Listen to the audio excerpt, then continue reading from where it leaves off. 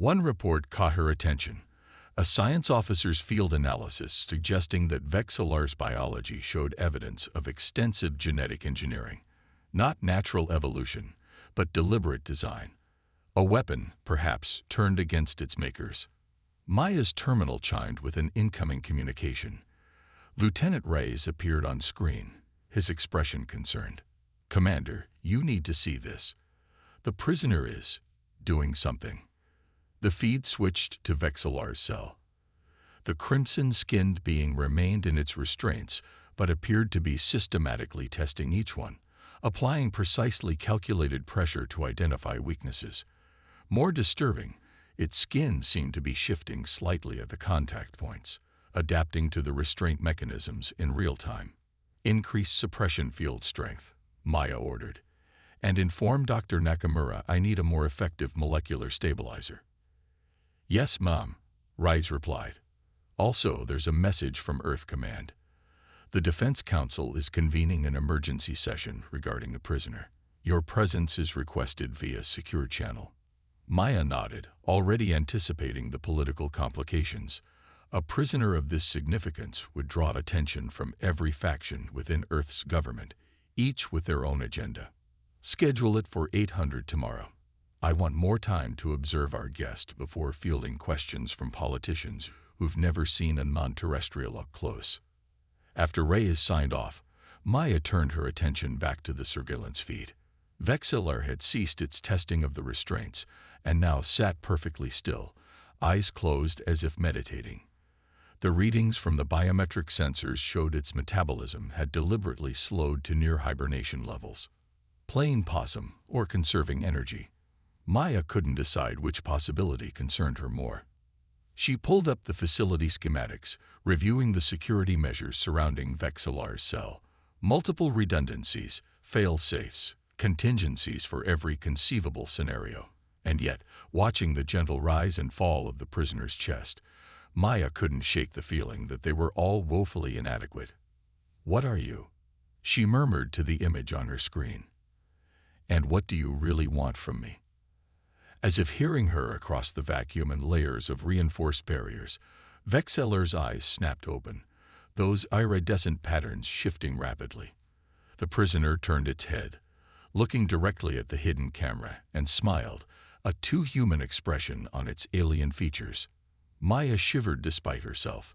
Whatever game was being played here, she had the distinct impression that Vexillar already knew all the rules, while she hadn't even been told what the stakes were. That night, Maya dreamed of crimson skin and iridescent eyes, and a voice that whispered promises of eternal servitude while galaxies burned around them. Dangerous secrets. Maya arrived at her office 3 hours before her scheduled meeting with the Defense Council, dark circles beneath her eyes testifying to her restless night. The facility's early shift personnel moved with practiced efficiency around her, their respectful nods acknowledging her presence while maintaining professional distance.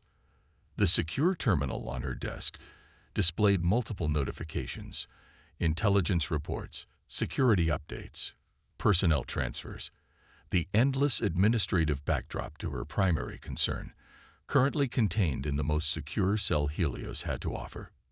She dismissed most alerts with practiced gestures, pausing only when she reached a file labeled Restricted ACCESS, Sin Tiny L Program. Her security clearance had been insufficient to open this file yesterday, but now the system granted her entry without resistance. Someone higher up the chain had expanded her access overnight, a development that raised more questions than it answered. The file opened to reveal documents dating back 15 years, long before Maya's assignment to Helios. The Sentinel program, according to the heavily redacted overview, had been an Earth Defense Force initiative to develop countermeasures against advanced non-terrestrial threats. Not unusual in itself, humanity had created dozens of such programs since first contact. What caught Maya's attention was a reference to acquired biological templates and reverse-engineered defensive capabilities. As she dug deeper, a disturbing picture emerged. The program had captured individuals from advanced species, using them as unwilling test subjects to develop biological weapons and enhance soldiers. Officially, the Sentinel program had been terminated after 3 years, its results deemed inconclusive. Unofficially, the research had continued under various code names, moving further from legitimate oversight with each iteration. And there, in a personnel file attached to the latest incarnation of the program, Operation Cerberus, was a familiar name, General Harrison. Chamber suspended within another chamber, surrounded by vacuum on all sides to prevent any kind of transmission, physical, electromagnetic, or theoretical. The prison's most secure accommodation, designed for entities whose capabilities defied conventional containment. The guards positioned the containment field in the center of the cell. One of them approached a control panel, preparing to transfer the prisoner from the mobile field to the cell's integrated restraint system. "Wait," Maya said, stepping forward. "I want to speak with it first." Harrison frowned. "Commander, protocol dictates that the facility director conducts an initial assessment," Maya finished, "which is what I'm doing. I'll maintain safe distance." After a moment's hesitation, Harrison nodded. Maya approached the containment field, stopping just beyond the recommended safety perimeter. The prisoner's multifaceted eyes tracked her movement with unnerving precision. "I am Commander Maya Chen, director of this facility," she stated formally. "You are now in custody of the Earth Defense Force under the Military Detention Act of 2147. Do you understand these terms?" For a moment, the prisoner remained motionless.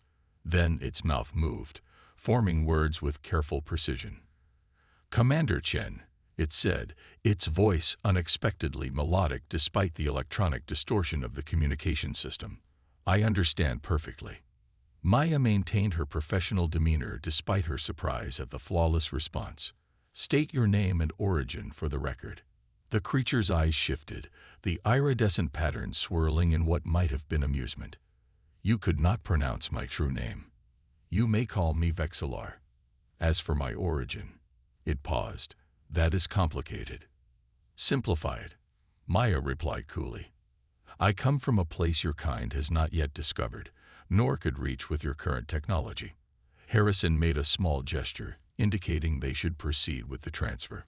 Maya held up a hand, asking for another moment. "Why did you request transfer to this facility?" she asked, the question that had been bothering her since Harrison mentioned it. The prisoner, Vexillar, tilted its head slightly, the crown of spines shifting in a wave-like motion. "Because you are here, Commander Chen, and you are essential to what must come next." Maya felt a chill run down her spine. "Explain." Vexillar's multifaceted eyes seemed to focus more intensely, the iridescent patterns aligning in a way that drew Maya's gaze, despite her training against such manipulation techniques. "Please, human," it said, its voice dropping to a whisper that somehow seemed to bypass the electronic systems and resonate directly in her mind. "Spare me, and I'll serve you forever." Maya stepped back automatically, her hand moving to the neural disruptor at her hip. The guards reacted immediately, raising their weapons. "Enough," Harrison barked. "Complete the transfer." The guards activated the cell's containment systems.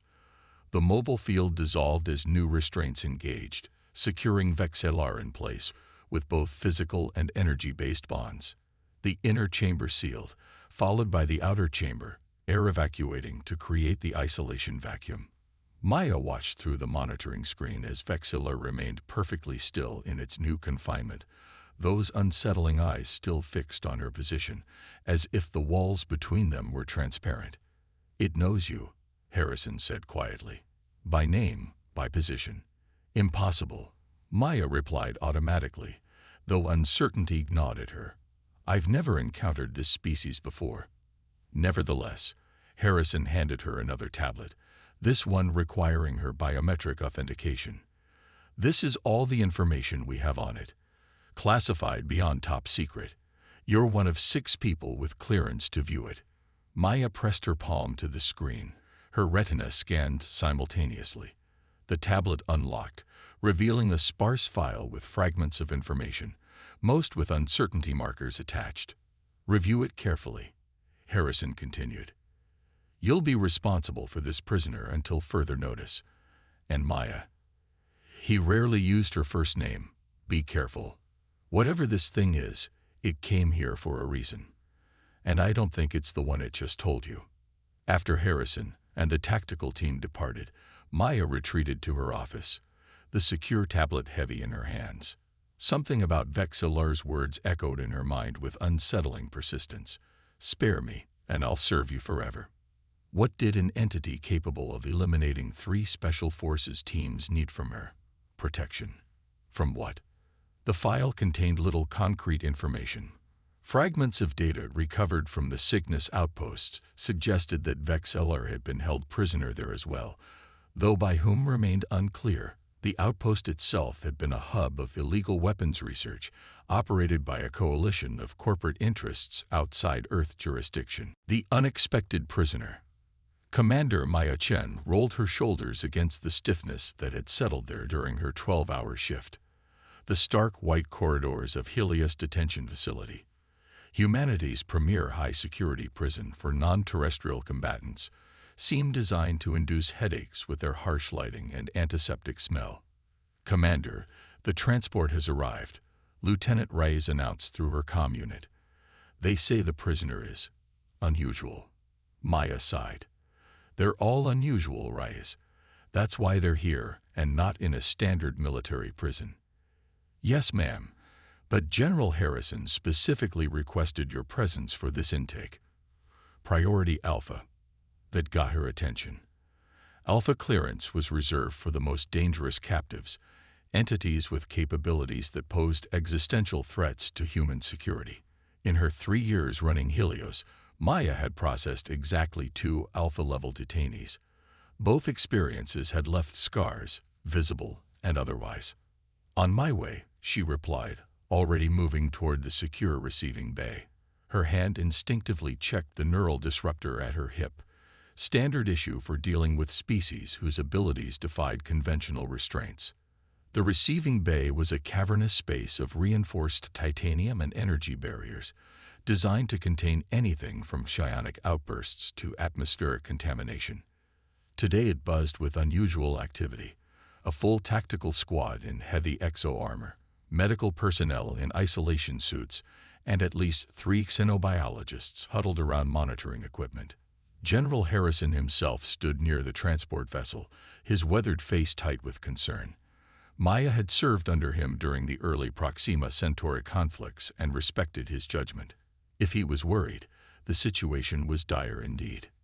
"Commander Chen," he nodded curtly as she approached. "You've been briefed.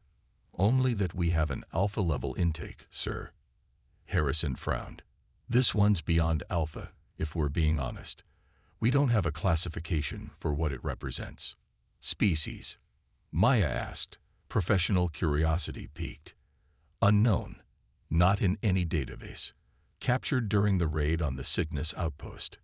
Harrison lowered his voice. "It eliminated 3 special forces teams before we managed to subdue it. Not wounded, eliminated. Every last soldier." Maya felt a chill despite the climate-controlled environment. "Weapons?" "None that we found. It appears to be intrinsically dangerous." Before Maya could ask more questions, the transport's containment pod began its automated extraction sequence. The room fell silent as the reinforced doors slid open, revealing an inner chamber filled with suppression gas, a paralytic compound effective against most known sentient physiologies. 4 armored guards entered the chamber, pulse rifles trained on something Maya couldn't yet see.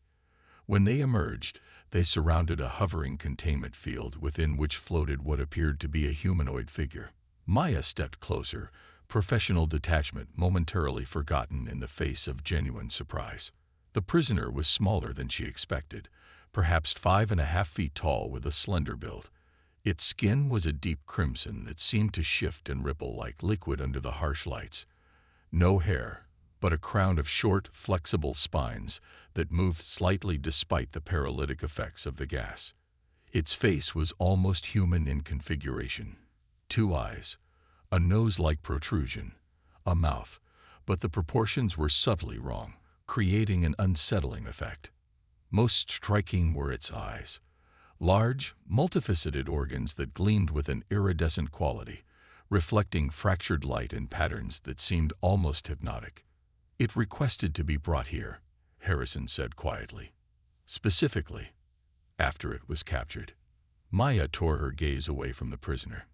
"It can communicate in English, among other languages, perfect comprehension and syntax. It knew our military protocols, identification codes, chain of command." Harrison shook his head, as if it had studied us for years.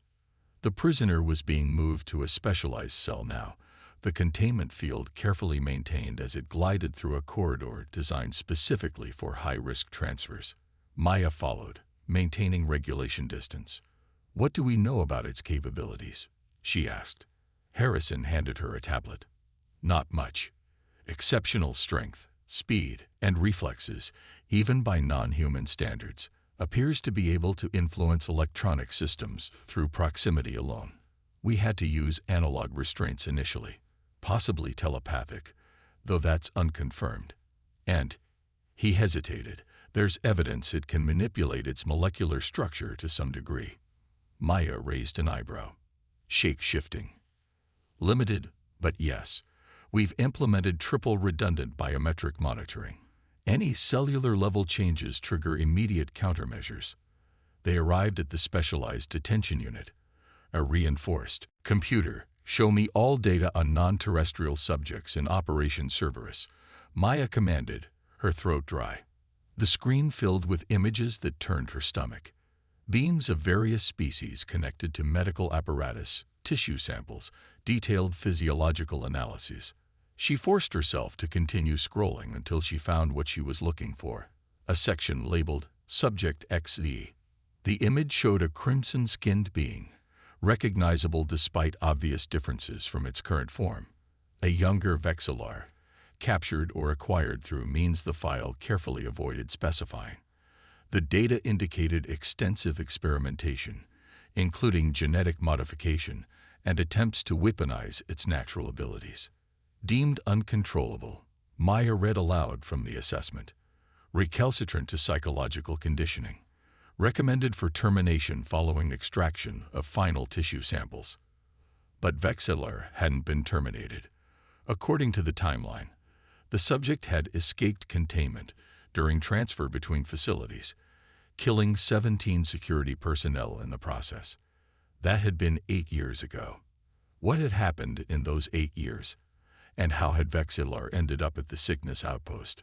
Maya's terminal chimed with a priority alert. The Defense Council meeting had been moved up, starting in 15 minutes, not the 2 hours she'd been counting on.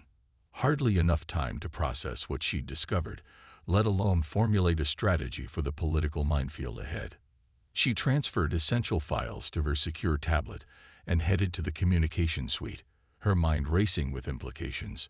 One fact stood out with troubling clarity. General Harrison had been directly involved with the experimentation on Vexillar, yet had said nothing about this prior connection when delivering the prisoner.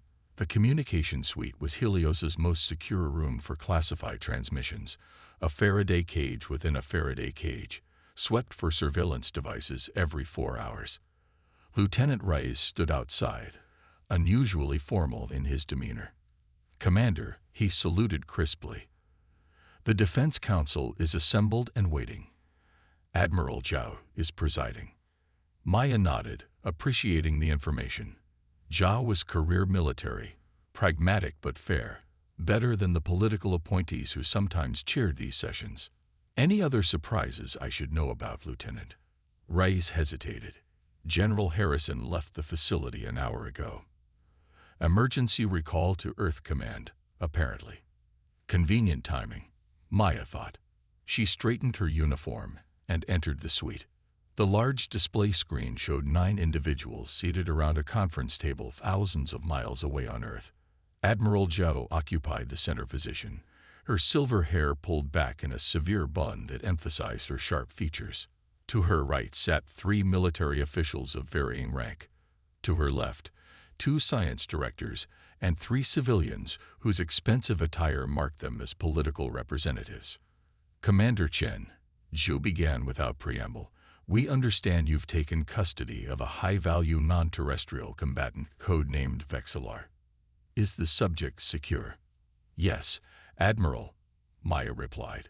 "The prisoner is contained in our most secure detention unit with triple redundant security measures in place. And its condition." This from Dr. Anwar, head of xenobiology for the EDF. "Stable.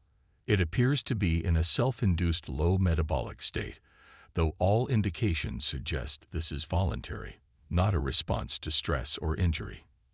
"Excellent," one of the civilians interjected, a middle-aged man with the artificial perfection of extensive cosmetic enhancements. "Then we can proceed with the extraction and termination protocols immediately." Maya maintained her professional composure despite her surprise. "Extraction, Counselor. Biological samples, Commander," Dr. Anwar explained, as if discussing routine procedure. "And a complete neurological mapping before termination. This subject represents an unprecedented research opportunity." "With all due respect," Maya said carefully, "our standard protocols for high-value prisoners include thorough debriefing and intelligence gathering before any invasive procedures are considered. Vexillar has demonstrated advanced linguistic capabilities and knowledge of our military systems. There may be valuable intelligence." "The decision has already been made, Commander," the enhanced civilian cut her off. "This isn't a debate. You will prepare the subject for the arrival of a specialized team within 48 hours. Admiral Zhao raised a hand, silencing the civilian with a sharp look. "Commander Chen raises a valid point about intelligence potential. However, our concern is the extreme threat level this entity represents. The incident at Cygnus resulted in 83 human casualties. 3 entire Special Forces teams eliminated by this single combatant." "I'm aware of the threat assessment, Admiral," Maya acknowledged. "But I'm also aware that there's significant classified history regarding this prisoner that may be relevant to our handling of it." She chose her next words carefully, "including its prior relationship with certain elements of Earth Defense Force research divisions." A charged silence fell over the conference. Admiral Zhu's expression remained impassive, but several others exchanged glances. Dr. Anwar suddenly became very interested in his data tablet. "Commander Chen," Zhao said finally, her voice measured, "it appears you've been granted access to files beyond your operational need to know. We will address that security breach separately. For now, understand that the full context of our relationship with this entity only underscores the necessity of the protocol I've outlined." "The prisoner specifically requested transfer to Helios," Maya pressed. "It mentioned me by name, despite no prior contact. That suggests knowledge or planning that merits investigation before we proceed with terminal procedures." The enhanced civilian began to object, but Zhou silenced him again. "I agree that this behavior warrants examination. Commander Chen, you have 24 hours to conduct preliminary interrogation. Extract whatever intelligence you can, then prepare the subject for the extraction team's arrival." It wasn't the reprieve Maya had hoped for, but it would have to do. "Understood, Admiral." After the transmission ended, Maya remained in the communication suite, reviewing her next steps. 24 hours wasn't much time, but it might be enough to understand what Vexillar really wanted, and why a being of its capabilities had allowed itself to be captured and brought to Helios. Lieutenant Reyes was waiting outside, his posture communicating tension before he spoke. "Commander, there's been an incident in Section 7. The power regulators failed in 3 detention blocks simultaneously. Backup systems engage, but there was a 2-second window where security measures were compromised." Maya felt her pulse quicken. "Casualties?" "None, Mom. No prisoners attempted escape, which is unusual." Indeed it was. Even 2 seconds of compromised security would normally result in multiple escape attempts, especially in Section 7, where the more intelligent non-terrestrials were housed. What about Vexillar's cell? Unaffected, Rise reported. The specialized containment units operate on a separate power grid. But he hesitated. Speak freely, Lieutenant. The system logs show unauthorized access to the facility's central database during the power fluctuation. Something executed a high-speed data extraction, targeting personnel files, security protocols, and facility schematics. A chill ran down Maya's spine. Vexillar mentioned it could influence electronic systems. Could it have orchestrated this from its cell? Impossible, Mom. The vacuum isolation prevents any transmission. Unless that was another capability they hadn't identified yet. Maya made a mental note to enhance monitoring of all electronic systems near the specialized detention unit. I want a full security sweep and move all critical systems to analog backup until we've identified the source of the breach. She checked the time. I'm going to interview the prisoner. Have a security team ready, but they'll remain outside the containment area. Rise looked concerned. Are you sure that's wise, Commander? After what we just learned, it's necessary. Maya cut him off. And it's an order. The specialized detention unit was a stark contrast to the rest of the facility. Utterly silent, the vacuum between the chambers eliminating all sound transmission. Maya approached the observation panel, activating the communication system that would allow her to speak with the prisoner. Vexillar sat cross-legged in the center of the cell, eyes closed, crimson skin pulsing slightly with what Maya now recognized as its circulatory system. The restraints remained in place, though she noted with concern that the contact points showed signs of molecular adaptation. The alien skin had begun to integrate with the restraint material at a microscopic level. I know what you are, Maya stated without preamble. I know about the Sentinel program and Operation Cerberus. I know what was done to you. Vexillar's eyes opened immediately, the iridescent patterns shifting rapidly before settling into a calm, regular rhythm. It tilted its head, regarding Maya with what appeared to be genuine curiosity. Then you know more than most of your kind, it replied, its melodic voice coming through the speakers with perfect clarity. But knowing what was done does not mean you understand what I am. You were a test subject, Maya continued, captured, experimented on, modified against your will. You escaped 8 years ago, killing 17 people in the process. Is that what their files say? Vexillar's mouth curved in what might have been a smile. 17. A tidy number. Easy to report, easy to believe. Maya felt a flicker of uncertainty. Are you saying it didn't happen that way? I'm saying, Commander Chen, that humans are remarkably adept at documenting their atrocities in ways that minimize their moral implications. The alien shifted slightly, the crown of spines rippling. The number was 39, not 17. And they were not security personnel, but scientists and technicians who had spent 3 years taking me apart and putting me back together in configurations that pleased them. The cold precision of its words sent a shiver through Maya. And the Cygnus outpost. The 83 casualties there. Vexillar's expression shifted, becoming unreadable, a regrettable necessity. The work that began with Sentinel did not end with my escape. Cygnus was its latest iteration, using me and others like me to create weapons beyond your ethical constraints. It leaned forward slightly. Would you like to know what they were developing there, Commander? What your General Harrison authorized? Mina's response was interrupted by a deafening alarm. Red emergency lights bathed the corridor outside the detention unit. Her comm unit activated automatically. Commander, Lieutenant Rias's voice was nearly drowned out by background noise. We have a critical breach in Section 5. Multiple casualties, unknown attackers. The transmission cut off abruptly. Maya turned to leave, then hesitated, looking back at Vexillar. The alien's expression hadn't changed, but something in those iridescent eyes communicated grim satisfaction. You knew this would happen, Maya said, realization dawning. This is why you wanted to be here. Partial truth, Commander, Vexillor replied calmly. I wanted to be here because you are here. What comes next was always inevitable, with or without my presence. The facility rocked with a distant explosion. Maya's training took over as she ran toward the command center, trying to ignore the implications of Vexillor's words. Whatever was happening, she had a facility to protect and personnel depending on her leadership. She never made it to the command center. As she rounded the corner into the main corridor, a blinding flash engulfed her vision. Concussive force threw her against the wall, pain lancing through her shoulder as it absorbed the impact.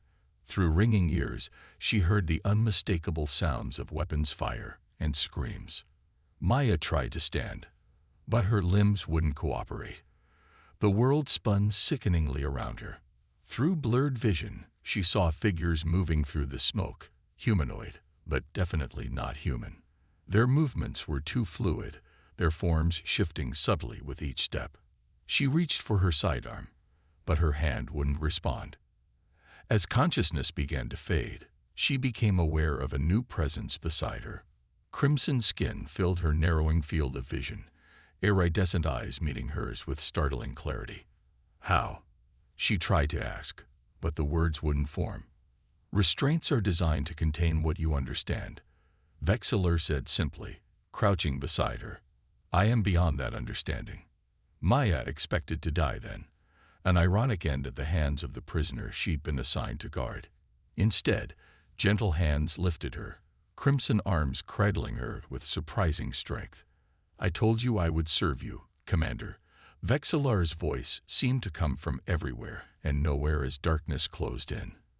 That promise begins now.